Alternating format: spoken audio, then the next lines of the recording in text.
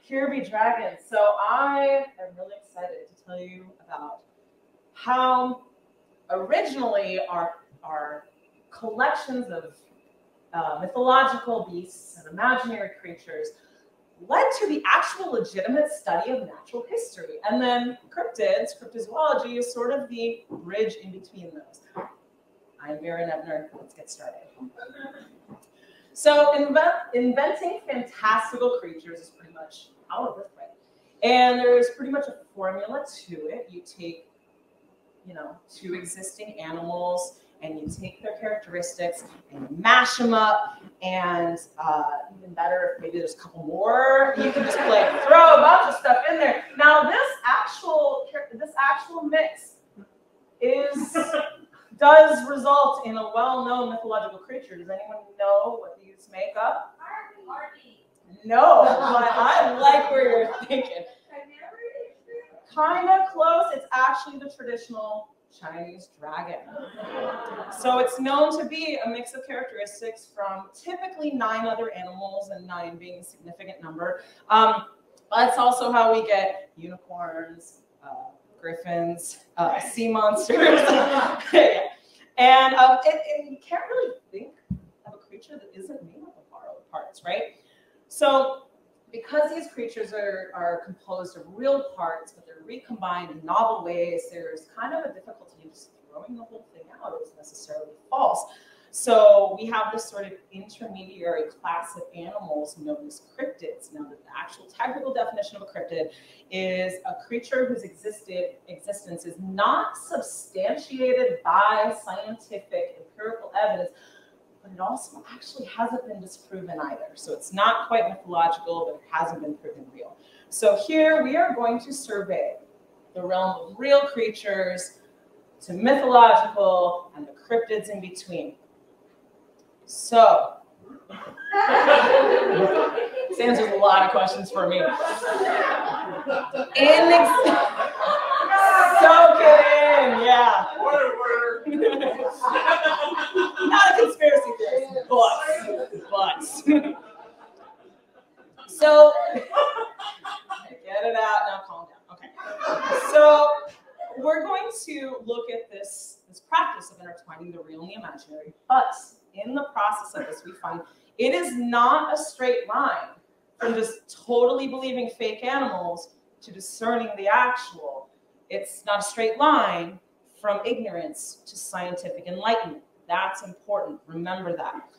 While we endeavor to view the world through like a more objective scientific lens in the modern times, we also brought the mythological and the whimsical along with us in our documentation, sometimes our official documentation. Eventually, the two had a dichotomous split, and they evolved in their own ways, though sometimes they come back together and reintertwine again, which gives us cryptids, for example. Also, sometimes the template of official documentation, such as the encyclopedia, was used to present imaginary things as though they were real, sometimes innocently, sometimes deviously. So our journey begins in the antiquated Western world's perception of the East and its supposed monstrous races. So Megasthenes was a Greek ethnographer. He lived around the 3rd century BC. This is where we're starting. He describes in his book, The Indica, a race called the Estomi. They're a mouthless, the upper left, mouthless, hirsute creatures who survive on the smell of pleasant things like apples and flowers. And in fact, an unpleasant smell could be fatal to them. So Pliny the Elder, he carries on this tradition in the 1st century AD. And he references older works. He references Megasthenes, but he published an encyclopedia called Natural History, and he describes the cynocephali, or the dog-headed men, the cyapode, or creatures that hopped around on one giant foot and sometimes used it for shade. And yeah, naturally. And then the blemier, or the face in the chest.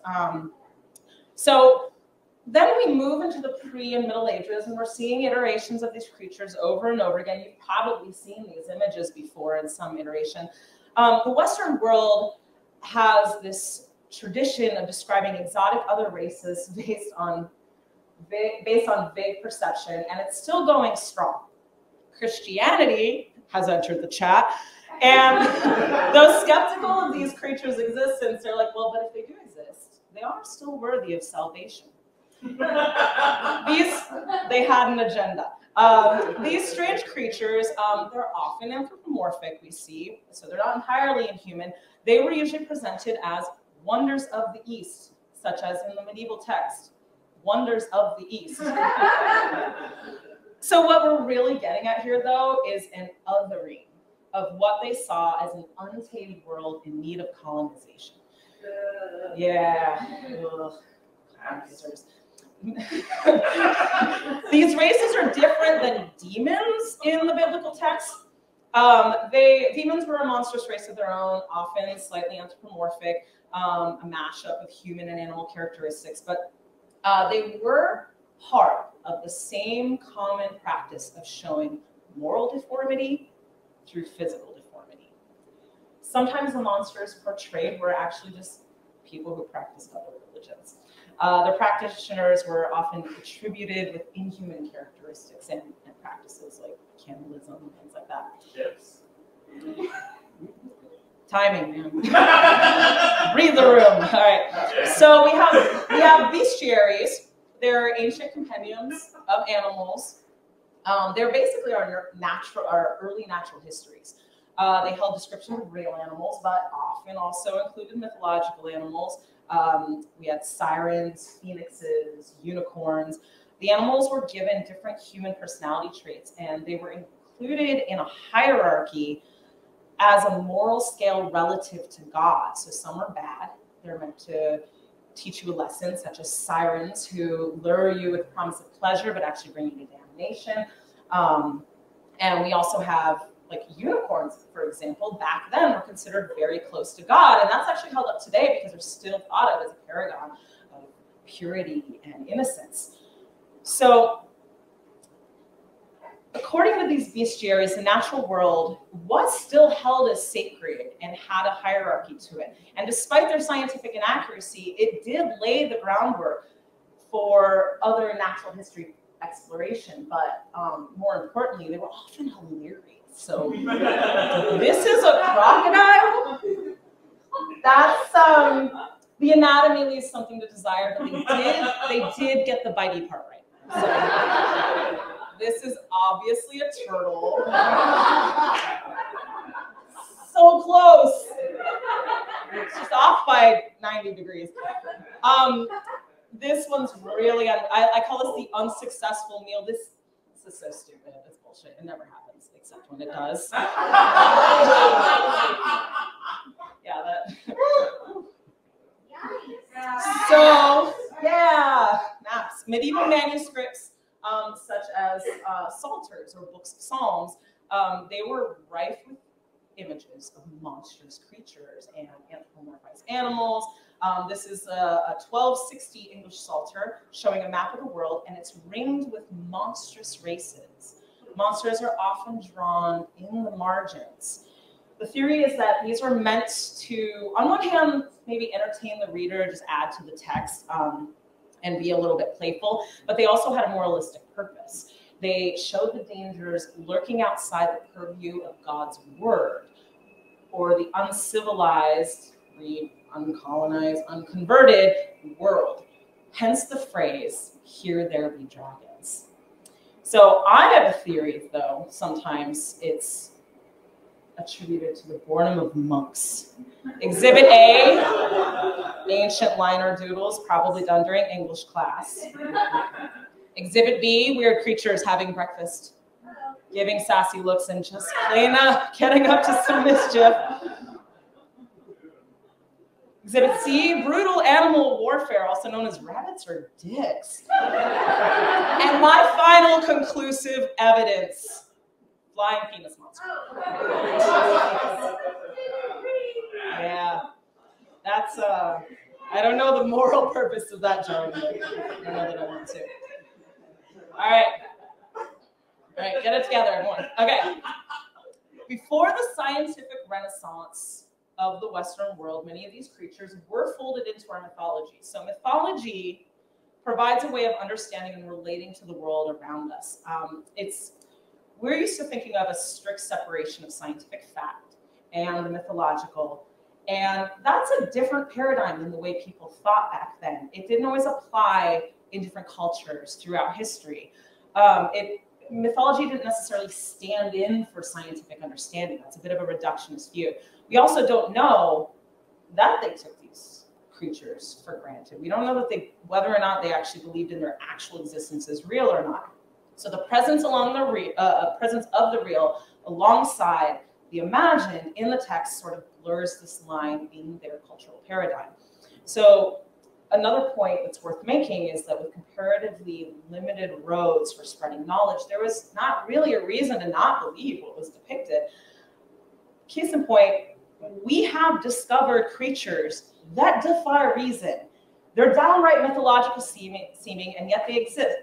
For example, the mantis shrimp, the anglerfish. If we saw those back then alongside these mythological creatures, we'd be like, these are not any more normal than a unicorn. Like, come on. So it's important not to make the mistake of assuming that the people of these times were stupid or naive. They did lack access to info on a scale that we have, but the post-scientific revolution mindset of placing facts in a strict hierarchy above mythology is not really the only valid way to view the world. A worldview with a strong mythology, taken as seriously as empirical observation, and a view of the unlikely as being possible are valid mindsets. The world is such an astounding place, and we don't know as much as we think we do. So there is actually evidence, too, that older cultures understood the purpose of mythology, and while they held it in as high regard as practical knowledge of the physical world, they didn't conflate the two. Mythology is not just a stand-in for knowledge, and knowledge doesn't eliminate the need for mythology. So now we're moving a little bit forward on the timeline. One of the first modern works on zoology was the Historiae Animalium, and this is in 1551. Conrad Gessner began to sort of straddle the gap between the medieval works and more modern science. So he brought the information from the old bestiaries, he brought it forward, but in a framework where he was striving for more observation-based illustrations. So we have less made-up beasts, but the ones that do exist hadn't achieved the level of accuracy that we know today. So the illustrations look a little bit strange because a lot of times they were illustrating based on rote description. They had never actually seen the creature. Great example of this, Albrecht Dürer's rhino. He'd never seen one, which honestly, I think that's pretty good for rote description. Like, it got a little artistic flair. So, yeah, so Gessner included Dürer's rhino. He used a woodcut of it in his Historiae Animalium. And here's the fun part, Gessner's natural history work. It continues and it starts kind of normal. We're like, I mean, these are weird creatures, but they do exist. We recognize these. So it starts out normal like this, and then it's like, wait a second, is that a unicorn?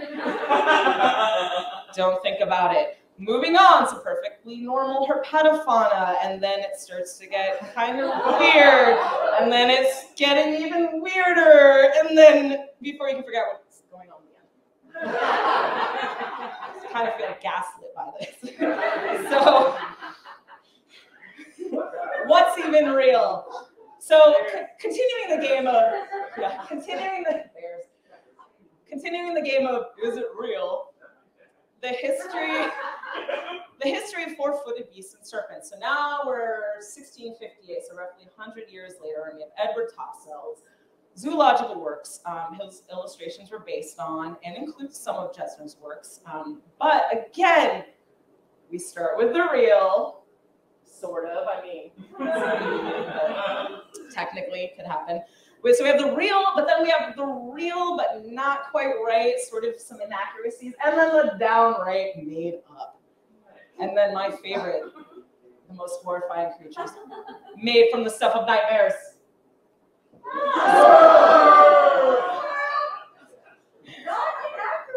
I know, that's actually a good one. Squirrels are terrifying. Don't piss them off.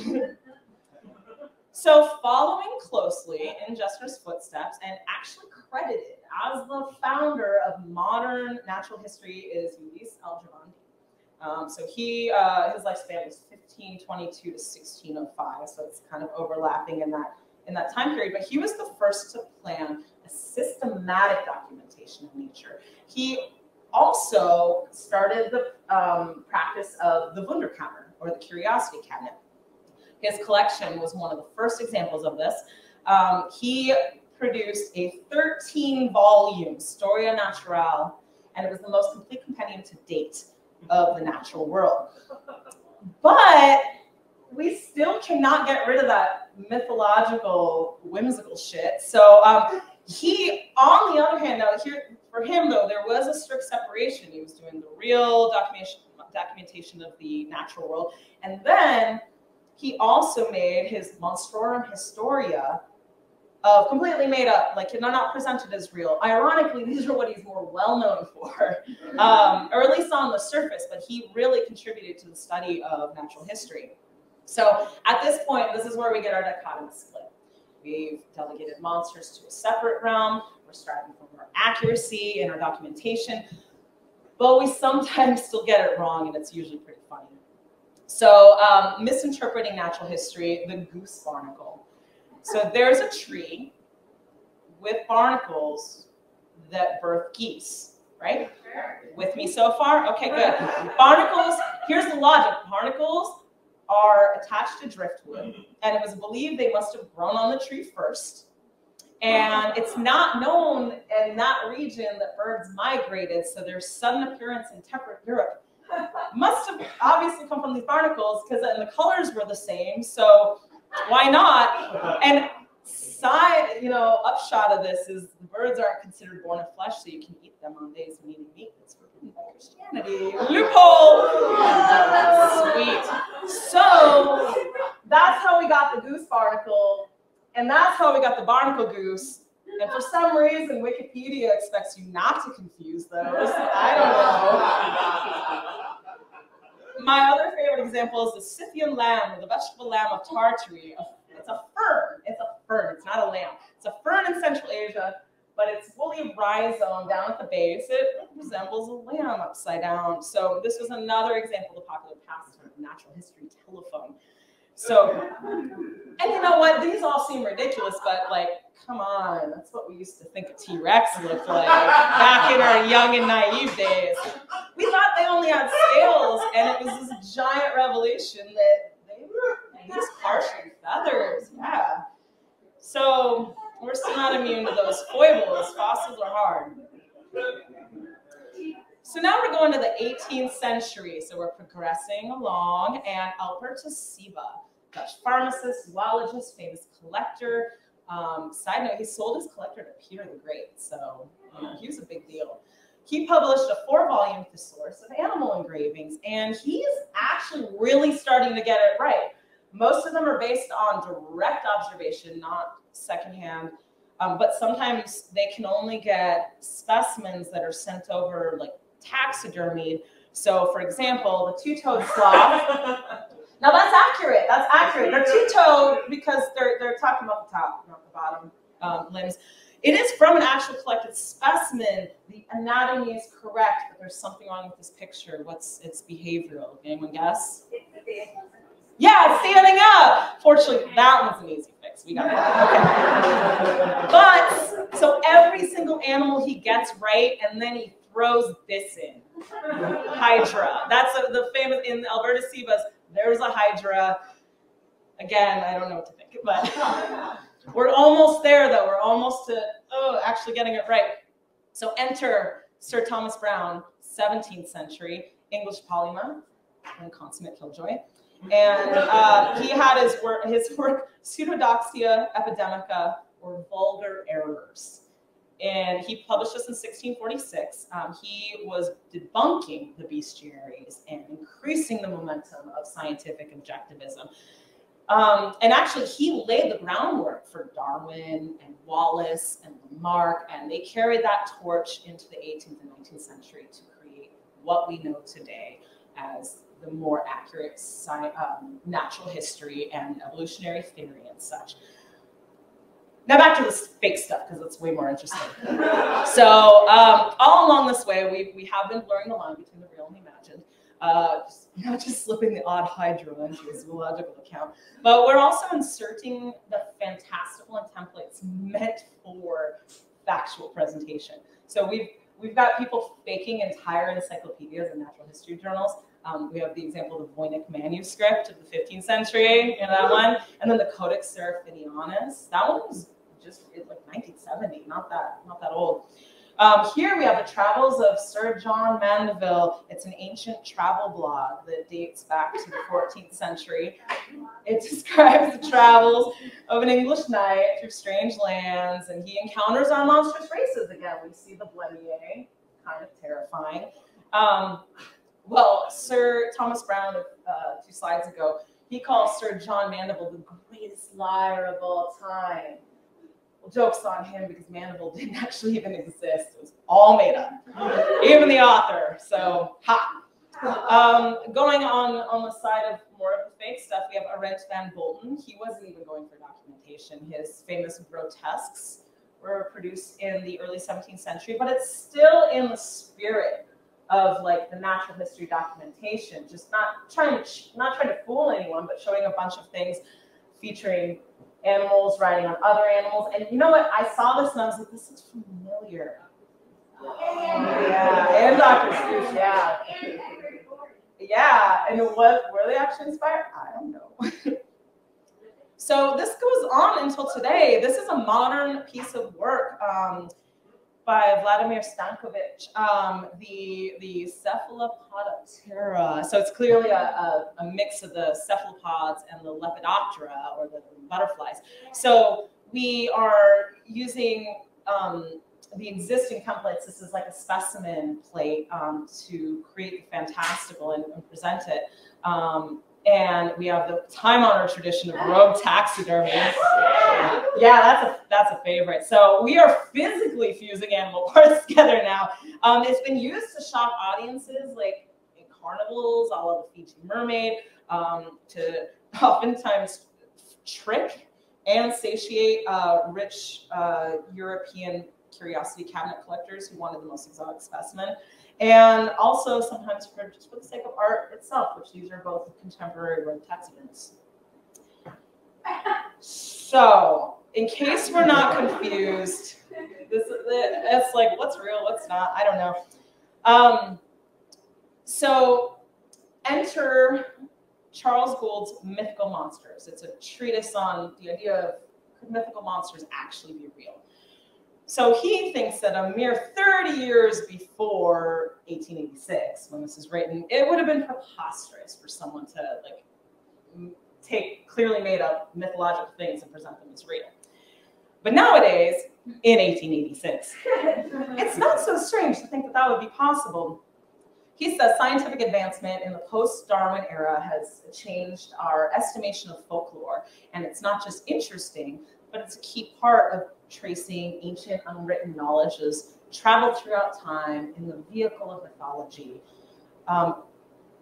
But the next thing he says is really, really sus. He says that he thinks it's more likely that mythological creatures actually existed and that their descriptions just kind of changed over time as they were being documented than that, and I'm quoting him, the uncultured savages had enough imagination to outdo the instructed nations of present day. Boo, hiss. That's his racist imperialism is showing.